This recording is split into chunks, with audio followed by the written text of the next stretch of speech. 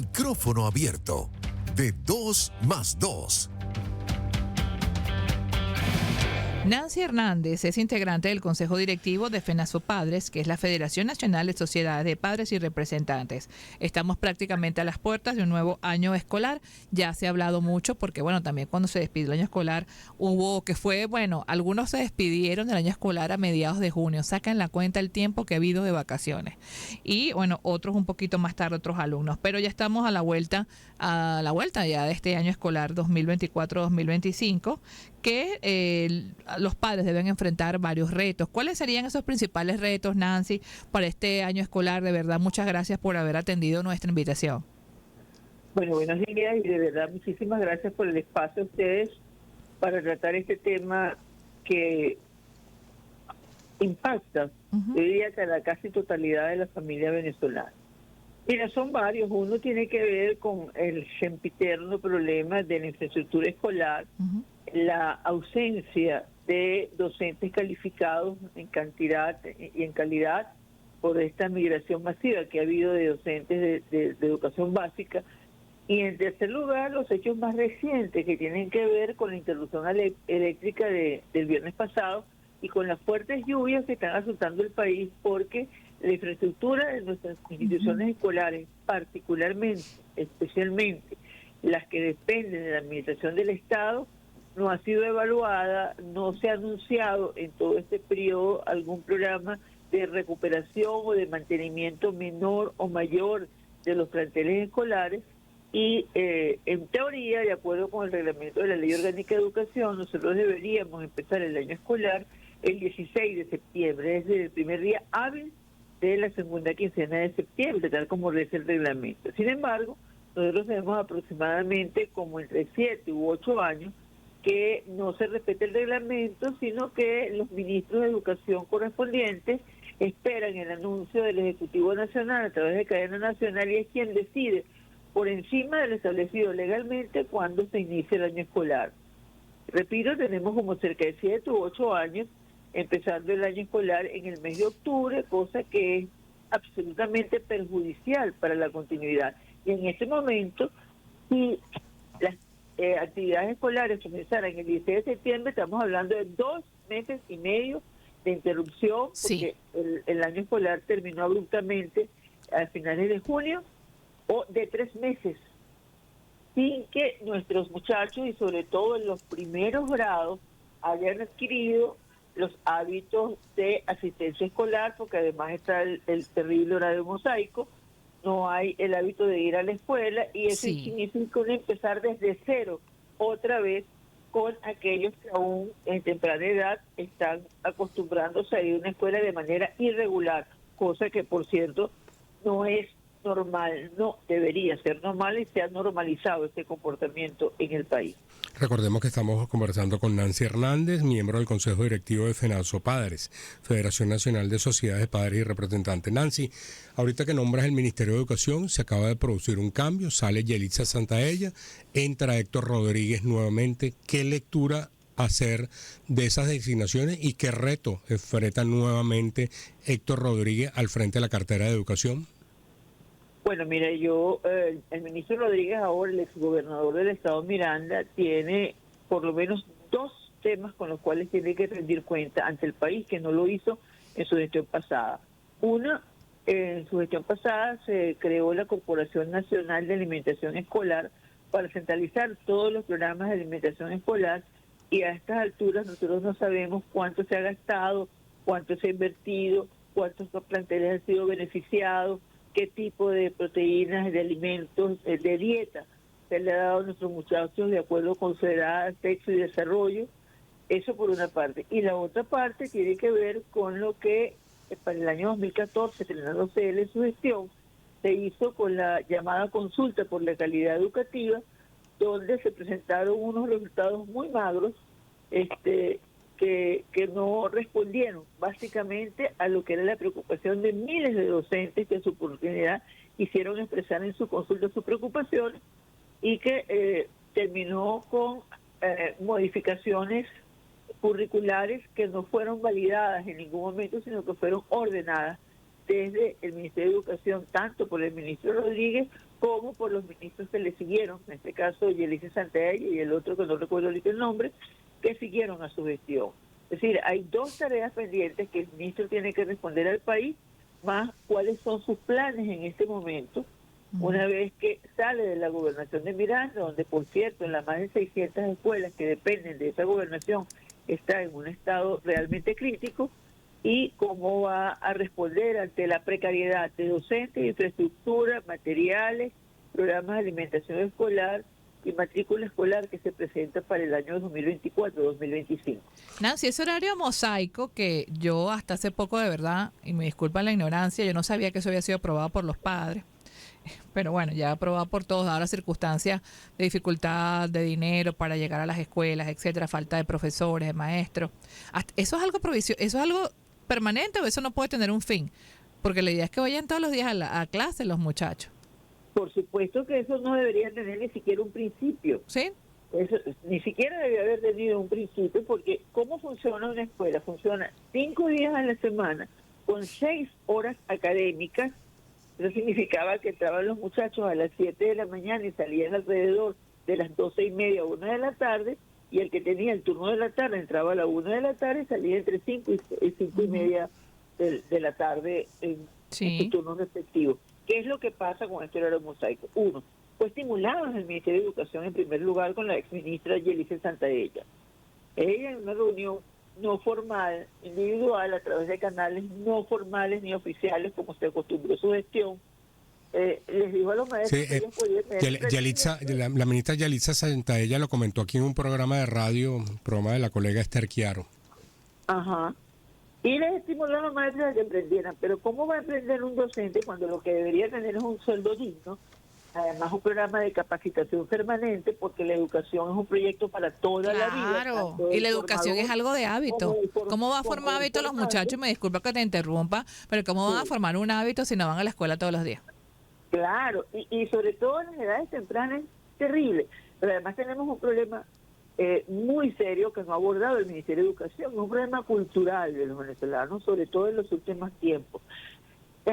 La familia venezolana, sobre todo en los sectores más vulnerables, le presta poca importancia, le da poca prioridad al preescolar, porque para ellos la escuela comienza en primer grado. Y resulta que esa etapa es fundamental para preparar con las herramientas de hábitos en general, de socialización, de aprestamiento de las primeras líneas gruesas que lo van a introducir en el mundo del aprendizaje, en el mundo escolar, y que hoy en día está absolutamente descuidado. No así en el caso de los planteles de administración privada, donde hay una proliferación cada vez mayor, a pesar de todas las circunstancias del país, de preescolares. Y eso es también una tarea, un reto, un desafío que el Ministerio de Educación tiene que abordar, porque tiene que garantizar lo que dice la Constitución: educación pública, gratuita. O sea, que los niños los están lanzando de la casa de una vez al primer grado. Sí. Oye, imagínate. Desde 0 años, porque tiene que ser desde 0 años hasta los 18, tal como lo reza la Constitución del 99. Cuando un niño llega a primer grado, sin esos niveles de preparación, sin esos niveles de aprestamiento, las dificultades de aprendizaje están a la orden del día. Y eso, por supuesto, sumado a ese horario mosaico que llevamos a tocar, sumado a la falta de docentes, a las pésimas condiciones de infraestructura, a las condiciones de pobreza de la familia y de la escuela, que no pueden dar una educación de calidad, va a redundar y va a traer como consecuencia una pobre educación para hacer más pobres a quienes reciben esa pobre educación. Nancy, ahorita... Mosaico, como tú dices, no fue un acuerdo por los padres porque los padres decidieron mandar a los hijos pocas veces al día, no. Es que fue una manera de abordar una realidad muy compleja en medio de la emergencia humanitaria compleja que atraviesa Venezuela, y la educación no escapa a eso, para garantizar, es una respuesta resiliente tanto de los docentes como de la familia. Es una manera de formalizar una irregularidad. Claro, pero ¿qué hace la familia? Bueno, no tengo para mandarlo todos los días, el maestro no tiene cómo ir todos los días, vamos a garantizarle que por lo menos 2 o 3 veces a la semana vaya, pero que no se pierda la escuela. Esa es una respuesta además que el Estado que es quien debe garantizar ese derecho. Más bien hay que garantizar no que los maestros lleguen a la clase. Ahora, Nancy, tú comentabas justamente que uno de los desafíos que debería afrontar en este momento el ministro Héctor Rodríguez tiene que ver con el programa de alimentación, y yo recuerdo a distintas personas que han estudiado el tema de la educación como en las escuelas públicas un incentivo importante para cualquier hogar era que el muchacho tenía resuelto su al menos una de las comidas, al menos su desayuno y cuidado si su almuerzo en esas escuelas. Hoy día, entonces, quiere decir que no hay programa de alimentación en las escuelas públicas. Mira, hay un programa de alimentación escolar que jamás comienza el primer día de clase. El hambre no es estratégica, el hambre ya, de todos los días. Y al niño hay que alimentarlo todos los días. Entonces, ¿qué es lo que pasa? En el mejor de los casos, el programa de alimentación escolar empieza un mes después de las actividades escolares. ¿Qué pasa ese mes? Ese mes ese niño no está recibiendo los nutrientes que debería recibir. Pero por otra parte, el programa de alimentación escolar hasta el año escolar 2023-2024 fue muy deficiente en contenido proteico, muy deficiente en vegetales. Lo que están consumiendo nuestros muchachos eran carbohidratos, es decir, los estaban llenando, pero no los estaban alimentando. Y alimentos además de muy poca calidad. Recuerdo específicamente una denuncia de unos padres en una escuela de Valencia, del estado Carabobo, perdón, donde lo que le daban eran frijoles chinos, que además culturalmente nosotros no consumimos ese tipo de grano.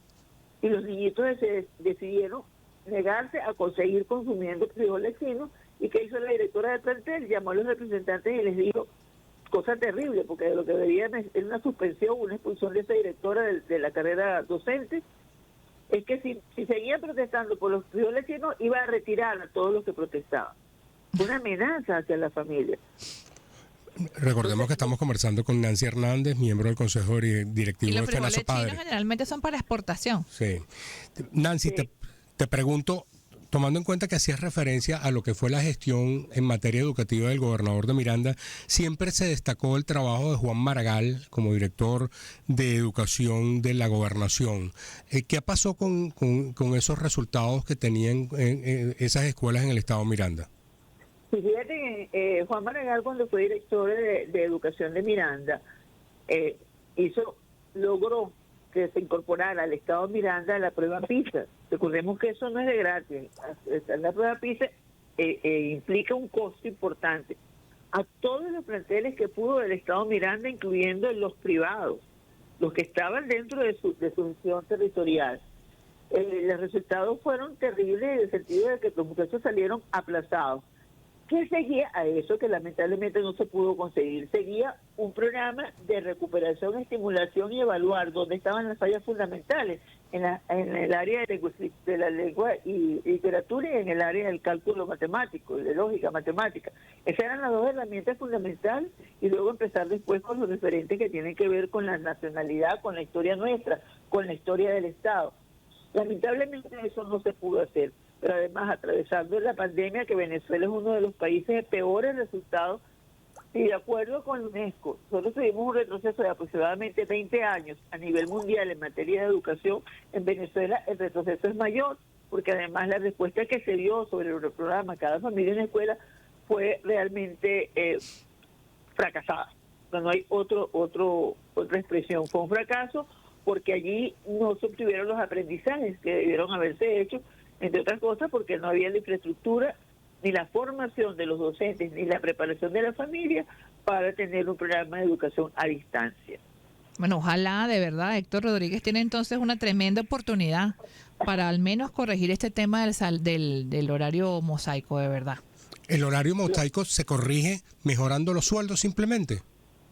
No, el horario mosaico tiene que ver con varias condiciones, así lo ha hecho ver los diferentes representantes del gremio docente. Tiene que ver, por supuesto, con la carrera docente, con quienes entren a la carrera docente, sea el concurso por credenciales y no por recomendaciones partidistas. Tiene que ver con el mejoramiento de los servicios. Aquí no hay una escuela que funcione si no tiene agua, luz, funcionen los baños, electricidad, computadora, laboratorio.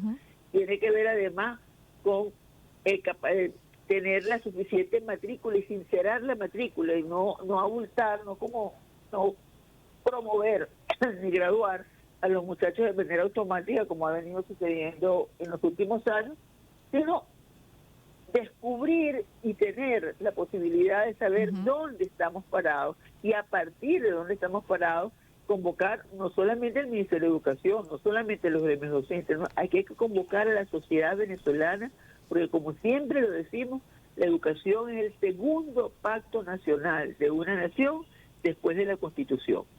Y eso tenemos que estar todos los medios de comunicación, el área privada, las iglesias, los diferentes niveles de administración del Estado, la sociedad civil, la familia venezolana y por supuesto el ente rector, el Ministerio de Educación, que es el principal responsable y que debería ser la punta de lanza para llevar a cabo una profunda reforma educativa. Bueno, Nancy, muchísimas gracias por habernos dado esta descripción de cómo está el clima, los retos, que vamos a aprovechar que este cambio de ministerio para pensar que es posible que Héctor Rodríguez pueda tomar acción sobre estos temas tan sensibles, sobre todo en la infraestructura, ese tema del área mosaico que de verdad cuesta tragárselo, y las otras deficiencias educativas. Ojalá que se pueda, sabemos que no se puede corregir de un momento para otro, pero se puede iniciar un nuevo camino, una nueva tendencia. Hagamos votos porque esto sea posible. Es verdad, ojalá sea así. Y yo aprovechemos. A que abra las puertas y escuche todas las voces, así. Las que estén de acuerdo con él y las que no estén de acuerdo con él. Así es, muchísimas gracias Nancy por tu constancia. Nancy Hernández, integrante del Consejo Directivo